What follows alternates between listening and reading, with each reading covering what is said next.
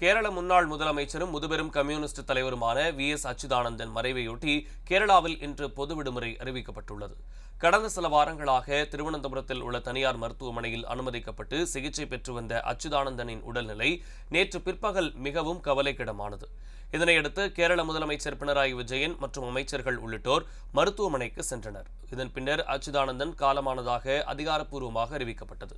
1989 ஆண்டு முதல் 2009 ஆண்டு வரை மார்க்சிஸ்ட் கம்யூனிஸ்ட் கட்சியின் அரசியல் தலைமைக்குழு உறுப்பினராக இருந்த அச்சுதானந்தன் 2006 ஆண்டு முதல் 2011 ஆண்டு வரை கேரள முதலமைச்சராக பதவி வகித்தார். இந்நிலையில் அச்சுதானந்தன் மறைவிற்கு கேரளாவில் உள்ள அரசியல் கட்சி தலைவர்கள் இரங்கல் தெரிவித்து வருகின்றனர். அச்சுதானந்தன் மறைவையொட்டி கேரளாவில் இன்று பொது விடுமுறை அறிவிக்கப்பட்டுள்ளது. நாளை காலையில் ஆலப்புழை மாவட்ட மார்க்சிஸ்ட் கம்யூனிஸ்ட் அலுவலகத்தில் பொதுமக்கள், தொண்டர்கள் இறுதி அஞ்சலிக்காக அச்சுதானந்தன் உடல் வைக்கப்பட்டு அரசு மரியாதையுடன் ஆலப்புழை சுடுகாட்டில் தகனம் செய்யப்படுகிறது.